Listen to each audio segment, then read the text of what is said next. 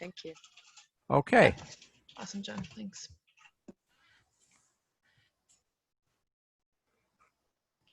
Okay, let me just share my slides here, and you just let me know how it looks.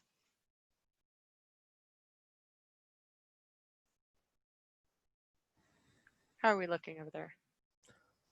Looks great to me.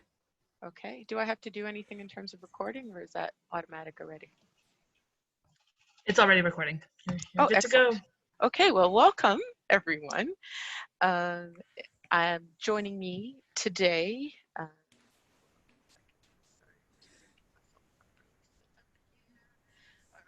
I'm just so used to hearing everybody else speak. I forget that I'm speaking today, and as well with Gabbie. And well, let me introduce you to Gabbie first. So, Gabbie Clarke is the music coordinator for CJRU 1280 AM in Toronto, and also is entering her 4th year at Ryerson. And I understand there's some Ryerson folks up here, so just put your hands up raise your hand if you are from the Ryerson collective. Studying media production, born in Jamaica but raised in Mississauga, she is motivated to connect to people like here today and amplify voices in the community, which is why she looks forward to, I guess, every Friday in the community through various platforms of music, film, and radio. Her experience in audio and film led her to win Best Documentary Award at Ryerson, collaborated on special projects like School Night Toronto, Mount Joy, and music videos with, is that Kiza? Kaiza. Kaiza, thank you. Kaiza. Kaiza. I'm obviously not hip enough to know that. Okay, and Kaiza and Sean Leon. All right, and I will introduce myself after because I'm just going to get started into the slides if you're ready to go, Gabbie. All right. Hello. You obviously heard Kejo, and she was amazing introducing me, and I'm really excited to present to you all about what I do for our community station. So I work for CJRU 1280 AM in Toronto. It's a campus and community radio station, and we're a licensed station by the CRTC. A cool fact about us, before CJRU was a thing, we used to be called something else. Our station ID used to be called CKLN FM, and we had the 88.1 license, which is now Indy 88, which is a cool fact. But when things didn't go, we had a couple of issues, and we kind of decided to start fresh as a new brand and as a new station. So we have the AM license, and we're located on the Ryerson campus. And on top of that, we like to cover programming that covers local news and Canadian music and just unique voices. And we're entirely ran by volunteers, like with a tiny staff like myself. My position is a music coordinator, or people call me the music director, whatever you want to call me. As long I'm just the leader of the music department, and my roles includes, getting a whole bunch of just emails from record labels, promoters, and even independent artists themselves about their new music that they just released. Usually we take albums and EPs that's been released within the last 6 months, but now we're accepting singles because we just started this program called Half a Two Pack, which are singles. Yeah, so even if you're here yourself and you know a band, if you know an artist, anyone that just released an album, EP, and you know that their music is great and you would actually save their music on Spotify yourself, feel free to send me an email, music@cjru.ca, and I would love to review just local talents. I love listening to new music, and I listen to any music. And the goal of our station is just to serve the community with free training, equipment, and we're just a media hub. We love to hear your ideas. And we will love to, help elevate your skills in media. Say if you're a photographer, we'll love to have you, well, sadly with COVID, but if you're a photographer, an editor, you like audio, you want to host your own show, just volunteer with us. We love to hear your ideas because it's important to elevate voices in the community. On top of that, we want to encourage and promote Canadian artists, local talent, and to encourage citizen journalism and civic engagement as well. There's a lot of opportunities, and if you do want more information, you could always check out our Instagram or our website, cjru.ca. And yeah, and you could also check us out on our Twitter and Instagram as well. Yeah, okay, I'm pretty much done my part. Thank you, Gabby. Okay, all right. So I am going to move over to some of the evaluation, which I did share earlier today, and I shared it on Slack, but I'll share it again if you need to see it. It's also my Twitter account. But I'm just going to give you a broad overview. First, I'll give you a broad overview of myself for those of you who don't know who I am by now. Okay, so yes, I do volunteer along with Gabby, and she's given me actually really great opportunities.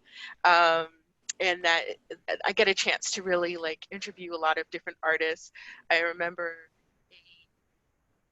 I guess you could say it was a beautiful failure was my Alex Kuba interview, which went so well and he loved it. And yeah, let's just say something went wrong with the savings. So sometimes technical difficulties do happen when you're a volunteer and you just get started. You think I've never used a computer before, but yeah, there it is. So it happens. So that's my introduction.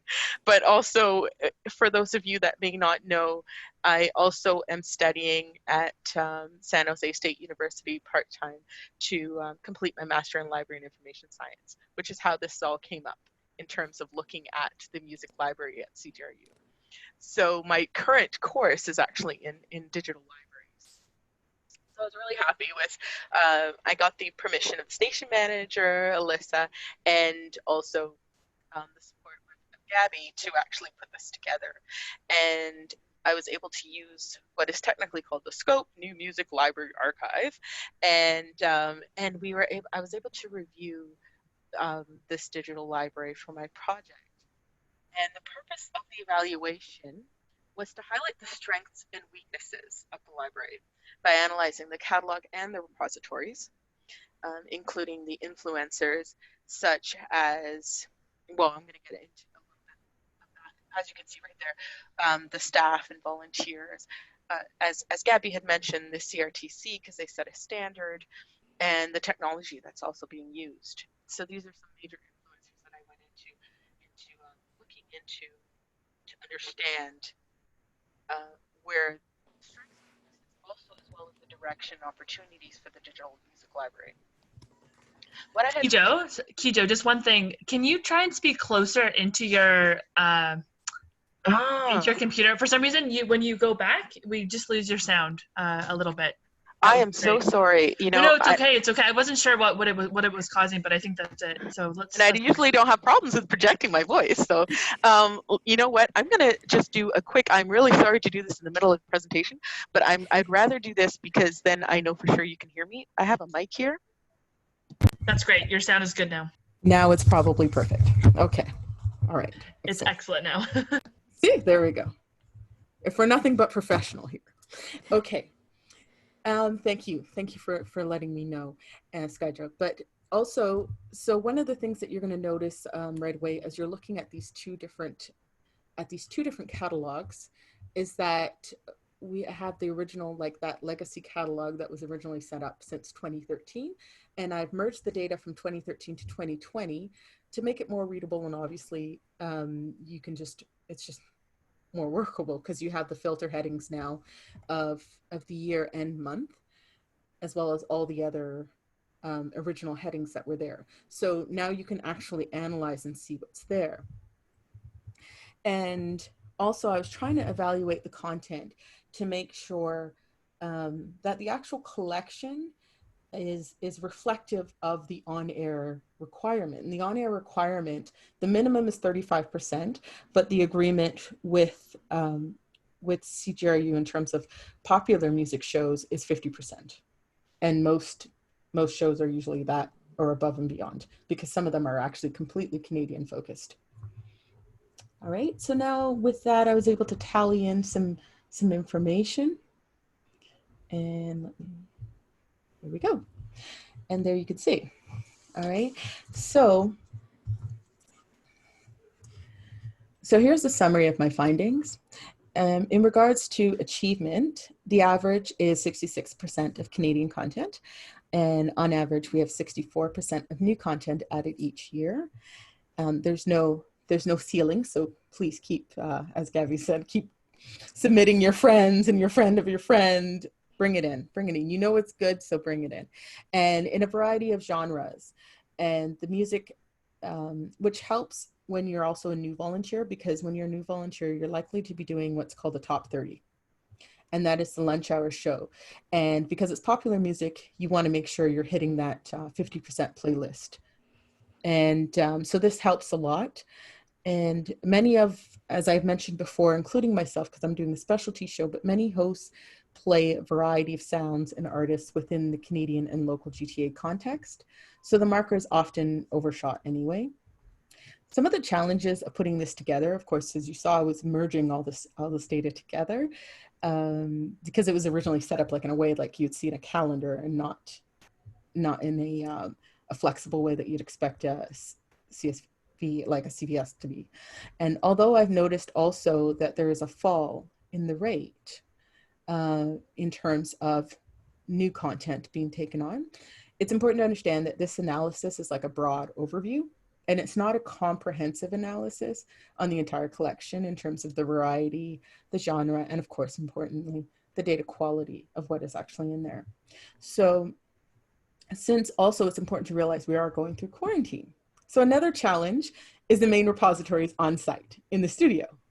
And I know Gabbie's been working recently and taking opportunity to look at the Google Drive access. And now that we have this merged data, this is like I guess another shout out to everyone here. If anyone is interested in doing an info viz or some kind of analytics with this data, that would probably be very helpful for the radio as well.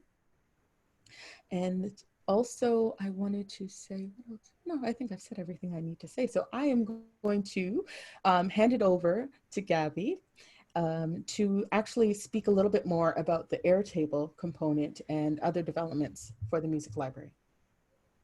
Thank you, Kejo. What she said was basically true. There has been a fall in, logging and finding local Canadian artists. And that's because of the taboo of radio, especially AM radio. A lot of people don't know that we're also on iHeartRadio, and you could also listen to us on our website.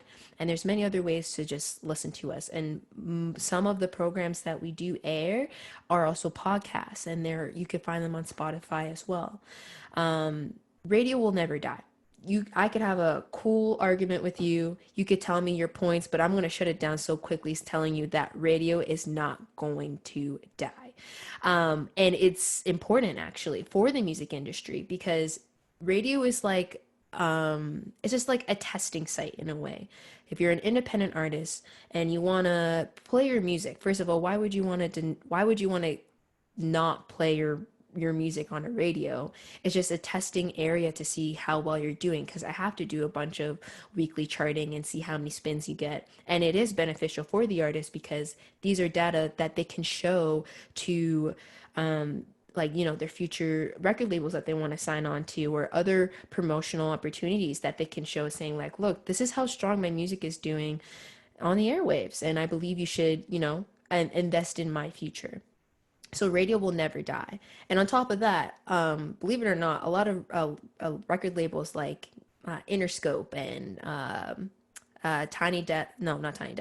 Indoor Recess, or Royal Mountain Records, Mint Records, these bigger labels in Canada, they always submit to me, but the independent artists don't. And that's because they think like, what's the point? No one's going to listen to my music. But believe it or not, people are listening to music, and people who are really invested into the community know how important community radio is.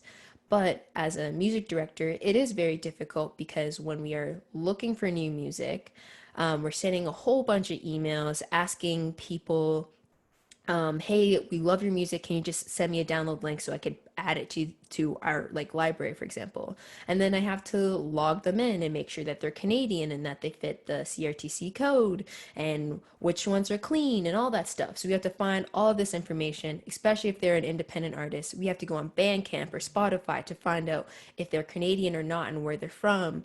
On top of that, just it's there's so many ways just to complete the weekly responsibilities that it's very overwhelming because I have multiple tabs open at all costs. I have to have Slack open, I have to have Airtable open, and all that stuff.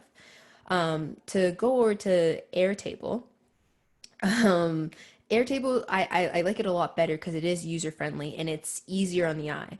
On the last slide that Kejo presented was the old archived library, and it is draining. It's you feel like your eyes are going crossed because we have a backlog from 2013, and they're not consistent because when the radio was just trying to get started, we didn't know how to log properly. And it's important that we keep these records consistently because SOCAN does an audit on us, and SOCAN is like almost a music union to make sure that we're reaching the CanCon quota, and that the music that is played, they can funnel the compensation over to these artists as well. So it's important to have a consistent backlog of data. But with Airtable is more user friendly because with the whole COVID and the transition of quarantine, it was really hard to just give out. Oops, sorry guys. It was really hard to just like give this table and give this access to all of our volunteers who just don't know how this thing works. So having Airtable, it's really user friendly. You could add pictures so you could see the album art, and they know they know which artist that they're dealing with. We could also add in links as well that would take them directly to Bandcamp or other streaming sites. Oh, thank you. I'm also reading the comments as I'm presenting. I'm distracting you, sorry. It's okay. And all that stuff. And even though being part of radio and especially the behind the scenes, a lot of people don't understand that it's a lot of backlogging and charting and emails and interactions with the community and to over to professionals and all that stuff. But it's something that I don't know. It's something that's definitely underrated, and it's very important. It's very crucial for the radio station to be running. So every week, for example, every Monday, I always do my weekly charts. I'll use this thing called Airtime, and that's where we, upload all of our music and our shows. And then I'll just download the CSV table. Then I have to, delete all of the shows and keep all the songs and then make a pivot table. And then I have to get the values, and then that's where I get the table of how many spins per week. Then I have to upload it onto this website called Earshot, and then I have to upload it to NACC, and then I have to upload it on our website. Like, these are the amount of steps that are just draining, and it's not the best things of the role of being a music director, but it needs to be done. I know that the NCRA exchange radio program is trying to make it a little bit easier. So there's this thing called the Earshot, a digital distribution system, and it's a place for independent artists to upload their music on this website where they could upload their music, and for all music directors across Canada to access. And they make a profile. We know that they're like Canadian. We know if they're self-released or not, all this stuff. And it is very helpful, but no one really knows about it. There's not that much of a promotion, and I barely check it sometimes, but yeah, it's getting a little bit better, but we need a more centralized database system for sure. When we have to stream and download, we have to archive, log, and chart artists, hopefully for stations under the NCRA program exchange to view other stations' profile, so I know what the UFT radio campus is also putting on their on their radio station. So I know what's their new ads, what's their weekly charts looking like, and then also have a more unified music director communication as well, because I don't know a lot of them. We have like once a month or every 2 months kind of weekly, like monthly meeting, but I don't know who they are, and bouncing off ideas would also help our job, will also help with our roles and responsibilities in managing the radio station. And also for Airtable, even though it's really good and it's very user friendly, there's so many boundaries with having the free version, because if you want to unlock the whole usage of Airtable, you do have to pay for it, and I'm quite scared to look at the subscription fees because we don't have that much of a large I would say large funding, so it's very difficult, and I always try to find loopholes, of course, but yeah, I still love my job, and I still love what I do, and I still love connecting with the community. Even though I'm from Mississauga, I still love the Toronto community, and getting to know them a lot more. On top of that, oh yeah, sorry, I'm gonna be done. I'm actually done talking. I was kind of going ahead of myself, but And we yeah, love you too, Gabbie. this is so much fun. Saga's always, always welcome. How are we doing for time, Skydra? Yeah. I mean, Do we have like 5 more minutes or Like 2 just more minutes? 30 seconds? yeah, of course, go for it. Go for it. Okay, No problem. so I'm just going to take a pause just to say thank you. Thank you, Gabbie, for joining me on this. And thank you, of course, to the Civic Tech community and everyone present here today. Thank you so much for listening in. I think you just had one more thing that you wanted to add, though, Gabbie, if you Yes. want to go ahead and talk a little bit more about some of the things that's going on.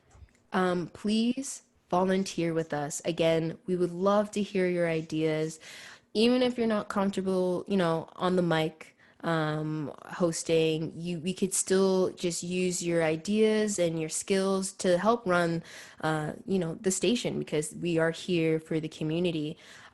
If you do want to help me with the project of converting the Google Drive Excel backlog and then converting it all over to transferring all over to Airtable, let me know, and maybe we could brainstorm some ideas to make it even more accessible.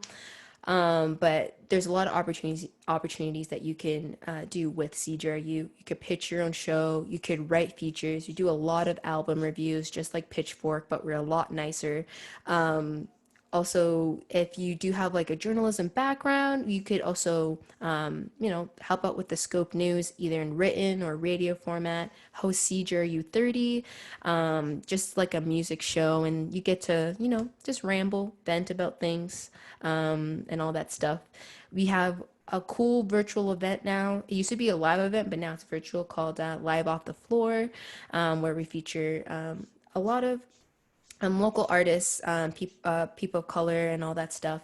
Again, logs and archives and etc. We are a media hub, and we just love hearing your ideas, and we want to figure out a way to make your ideas into a reality, and that's what we're here for. So thank you so much for listening to us and to listening to me ramble and just passionately talk about this community station, because it's dear to my heart. Thank you very much indeed. Thank you. I'm going to unshare so I can see everybody. Pleasure listening to it. Was a pleasure listening. I'm now going to turn off the recordings, if that's okay with everybody. Okay, and we do have time. I think we have time for questions. One or two. If somebody wants to drop the proverbial Q into the chat, I will pass on a question if anybody has one to ask. Samir? Oh, sorry, I had to Samir. take it off. Yep. So